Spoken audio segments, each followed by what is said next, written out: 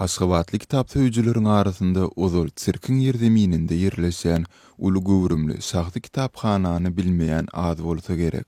Haçynda ýurdun kitap tekçelerini diňe bir awtoryň ideologiýanyň kitaplary dolduranda, okumagy tesne adamlar bu ýerden dürli ugurlar we janrlar boýunça isleglerine görä kitaplary tapyp bilýärdiler.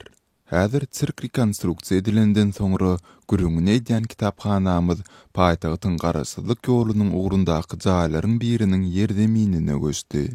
Kitaphananyň eýesi 46 ýaşly Garmamedov Serdar eýem 20 ýyldan gowrak wagt bäri bu kitaphanany ýygnamak bilen meşgulanýandygyny aýtýar.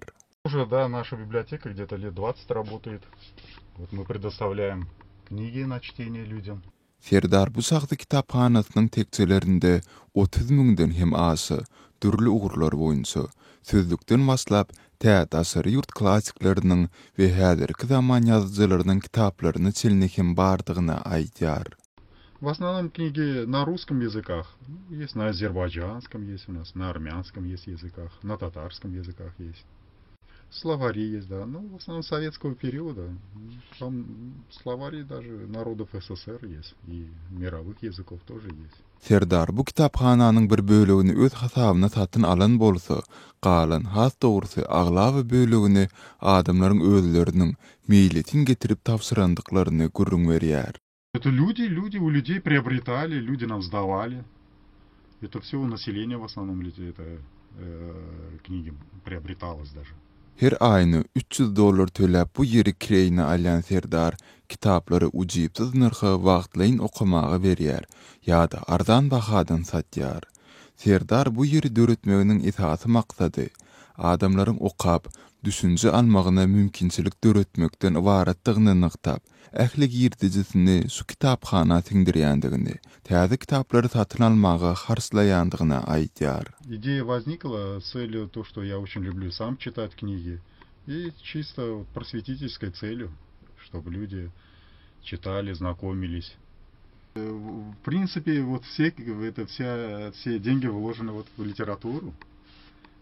Какое количество большое книг. Şol bir wagtda Serdar 2-2 bolaýmyzy, kitap okuyucuların gatlagynyň hem barha azalyp barýandygyny, gam gussasyny ýasyrman gurrun berýär. Ну, сейчас очень мало приходит людей, несколько человек. И хотелось бы, чтобы людей побольше приходило, читали книги. Garmamedov Serdar öz ömrüniň manysy edinen bu ýysynyň ýitip, taryhyň tozunyny siňmeginden hawatyr edýändigini söýledi. Adamlarda kitap okumak endiginiň täzeden mewjap, köp azap we maliýe ýatyrylan bu kitaphanasynyň aň we düşünje taýdan adamlara hyzmat edip durjakdygyny umyt baglaýandygyny aýtýar. Ну, конечно, здесь собрана библиотека за 20 лет, и хотелось бы, чтобы она и дальше продолжала работать. Люди читали. Здесь очень много книг ценных. Ну вот желаем, чтобы люди приходили, пользовались, чтобы это дело не умерло.